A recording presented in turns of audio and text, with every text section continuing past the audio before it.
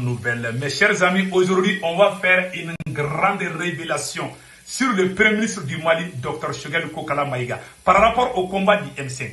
Comment, pendant le combat du M5, avant le renversement du régime d'Ibrahim Boubacar Keïta, il y avait un plan pour contrecarrer le mouvement M5. Le président Ibeka avait le plan de mettre le M5 sur la liste noire des terroristes. Le plan était quoi? Après, on va vous développer cela. Pourquoi les Maliens aiment le premier Choguel Kokala Maïga? Pourquoi moi, Sebou Toungara, en tant que panafricain, pourquoi j'adore Choguel Maïga? Je vais vous montrer toutes les preuves. Voilà un monsieur, il a passé toute sa vie à soutenir l'armée malienne. Je vais vous montrer une vieille vidéo de Choguel Kokala Maïga qui date à peu près 30 ans. 30 ans. Ce qu'il a dit dans 30 ans, c'est ce qui est en train de se réaliser aujourd'hui. Et je lance un appel à toutes les forces armées du Mali. Que tu sois à l'intérieur ou sur le front, sache que le seul homme politique malien qui est honnête avec les forces armées maliennes, qui a sacrifié sa vie pour le bien, pour que l'armée malienne soit une armée forte. Le seul homme politique, je dis bien, c'est Dr Choguel Kokala Maïga. Je vais vous montrer des archives. Une vidéo qui date à peu près 30 ans. Pendant la campagne présidentielle, je ne sais pas, c'est 92 ou 97. Pendant la campagne présidentielle, voilà ce que Dr Choguel Kokala Maïga a dit. Vous allez vraiment, ça m'a donné des larmes aux yeux. Écoutons Dr Choguel Kokala Maïga. Pendant la campagne présidentielle, il y a plus de 25 ans ou 30 ans. Écoutons cela. Vous allez comprendre ce qu'il vient de dire et ce qui est en train de se réaliser aujourd'hui. On va vous faire la différence. Dans la dignité. Je voudrais aussi m'adresser aux forces armées de sécurité. Je l'ai déjà dit plusieurs fois.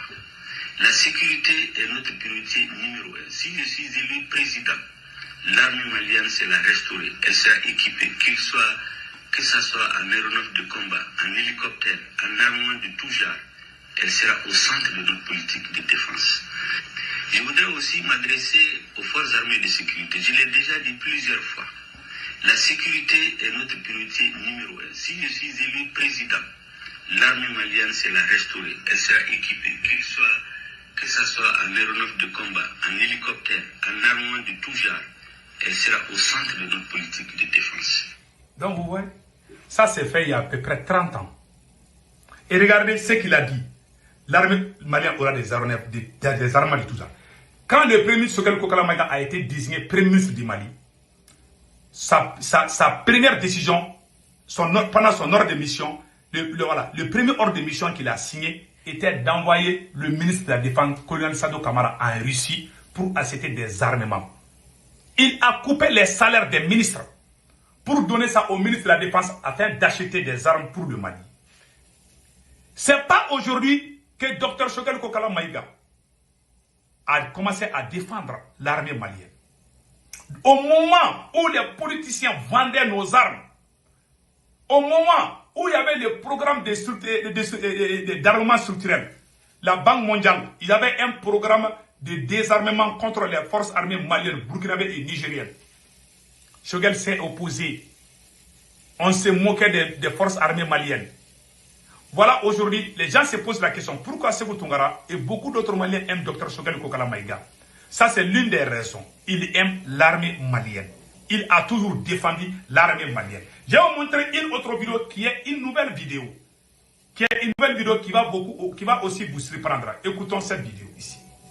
Voilà. Écoutons Dr Choguel Kokala Maïga dans cette vidéo.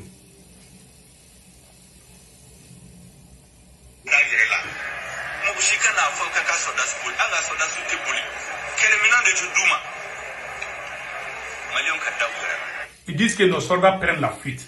Vous savez, quand ils ont désarmé les soldats maliens et que les terroristes sont venus au Mali, il y a des politiciens qui causaient dans les grains. Ils disaient que non, l'armée malienne, c'est pas la peine. Mais lui, il défendait. Ça c'est en 98.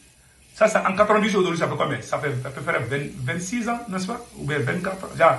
Donc vous voyez maintenant. Donc il a dit ça. Voilà une de ces interventions aussi que je vais vous montrer tout de suite, qui va beaucoup vous surprendre. Donc le vieux, il s'est donné pour son pays. Il a tout fait pour son pays. Et il défend aussi, voilà, écoutons ça. Je m'excuse, hein. J'ai fait une petite, voilà. Les femmes, c'est comme une équipe qui joue. Quand ton équipe joue, tu le soutiens à tout moment, à tout instant, en tout lieu. C'est pas quand il perd un match que tu l'abandonnes. L'armée malienne a besoin aujourd'hui que tous les Maliens la soutiennent. Elle fait perdre des batailles, mais elle va gagner la guerre. Parce que la guerre de l'armée malienne est juste. C'est pour restaurer aux Maliens leur honneur, la dignité, notre indépendance et notre souveraineté. Nous ne pouvons pas le faire sans notre armée. L'armée a besoin du soutien du peuple. Les militaires, c'est des civils habillés en tenue militaire qui donnent leur vie pour le Mali. Il faut donc les soutenir sans condition. Ce n'est pas seulement de toutes les victoires. Quand ils perdent aussi, il faut leur remonter le moral. Voilà. Donc, lui, il passe tout son temps à soutenir les militaires. Donc, voilà pour ça que j'ai dit au début de ma vidéo, j'ai dit, chers frères et sœurs militaires du Mali, chers frères et sœurs soldats du Mali, sachez que l'espoir de cette jeunesse, de cette armée, c'est Dr Choguel Kokala Maïga, parmi les hommes politiques. Il est le seul homme politique qui a passé toute sa vie à défendre l'armée. Voilà pourquoi aujourd'hui, ce que moi je ne comprends pas, il y a certains militaires, un vrai militaire, qui a pris les tenues pour défendre sa patrie. Un vrai militaire qui a porté la tenue pour la défense de sa patrie au prix de son sang. Il a l'amour de sa patrie. Il y a des militaires qui sont là pour faire de l'argent. Je ne parle pas de ces militaires-là. Mais les vrais militaires sont tous avec Dr Choguel Kokala Maïga. Mais il y a des gens qui portent les tenues militaires, mais c'est des politiciens. C'est des voleurs et c'est des gens aussi qui font des magouilles. Donc, ces genres de personnes ne peuvent pas aimer Dr Choguel Kokala Maïga.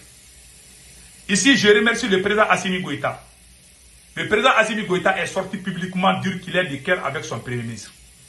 Mais il y a certains militaires qui sont fâchés.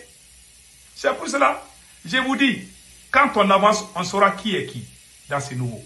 Personne ne va venir nous bluffer ici. On est au courant de tout ce qui se passe.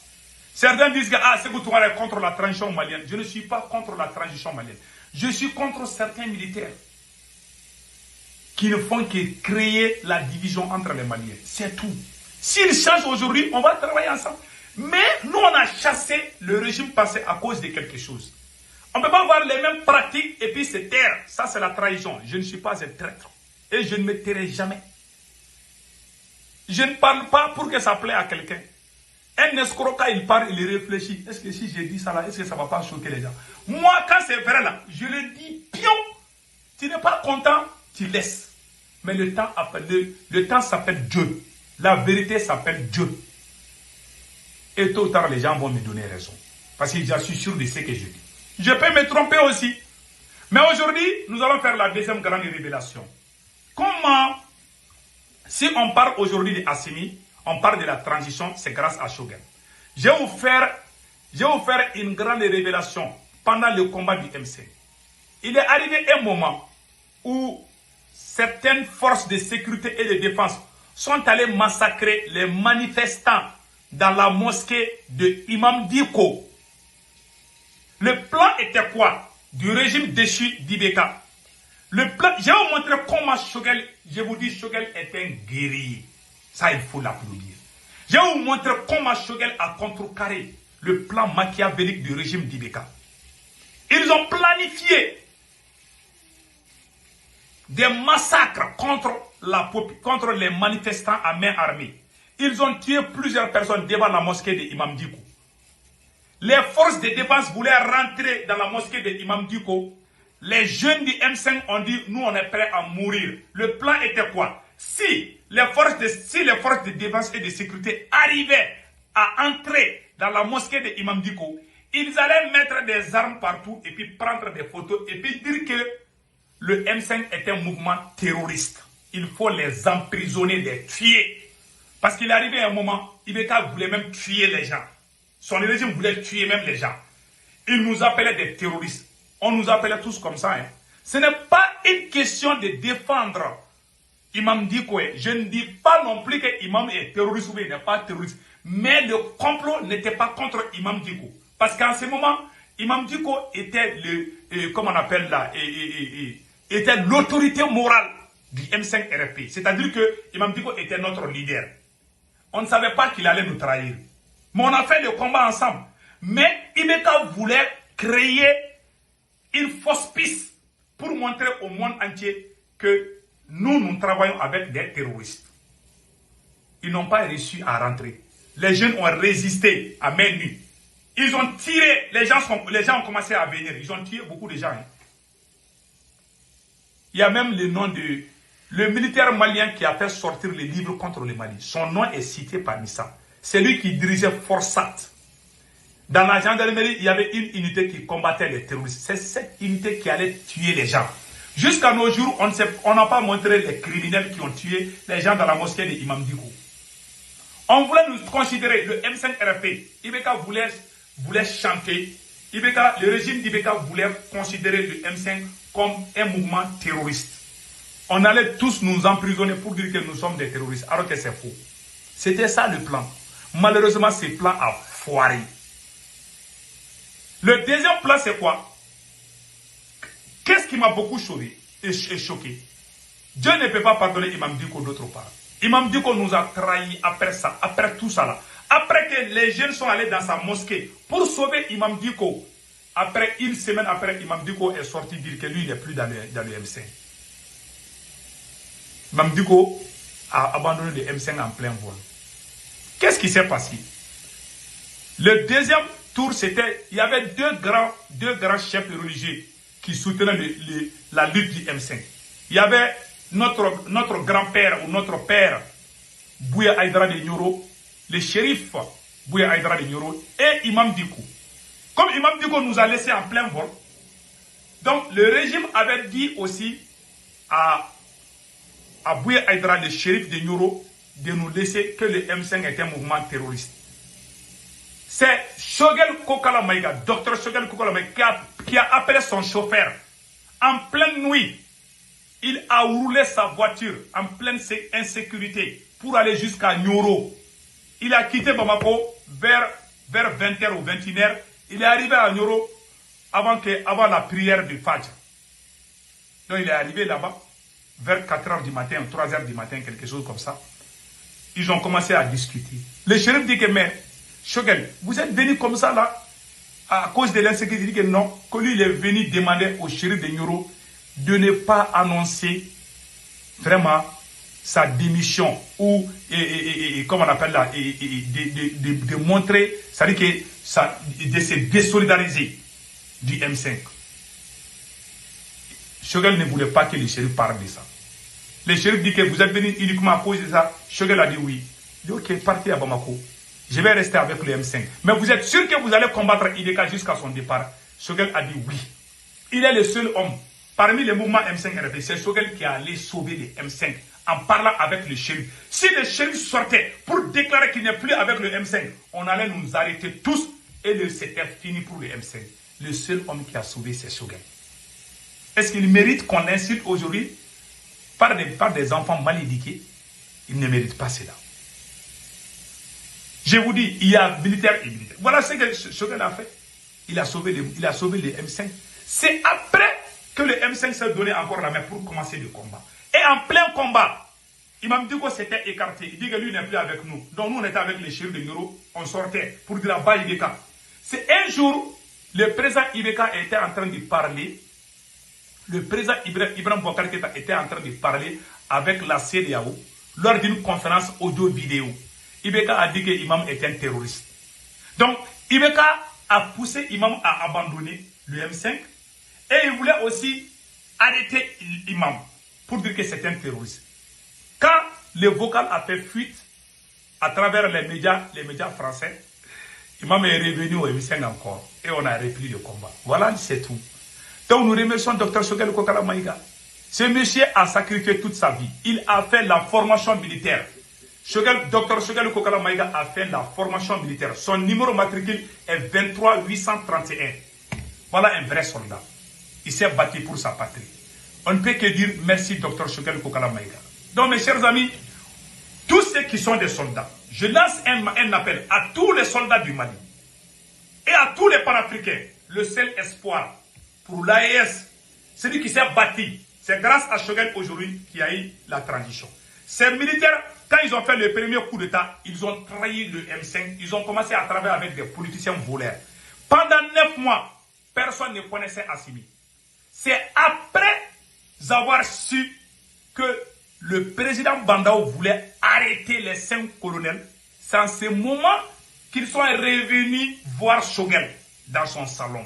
Choguel a dit, je vais vous soutenir à cause d'une seule solution. Nous allons chasser la France. C'est Choguel qui a dit aux militaires, je vais travailler avec vous les militaires à une seule condition. Vous chassez la France, vous chassez la MINUSMA, nous allons travailler ensemble, vous me laissez, je sais comment chasser la France. Je répète encore, Choguel a dit, je vais devenir Premier ministre, mais il faut que la France quitte. Parce que ce qui s'est passé pendant le premier coup d'État, ces mêmes militaires aujourd'hui-là étaient avec des voleurs, des politiciens voleurs. Ils soutenaient même la France.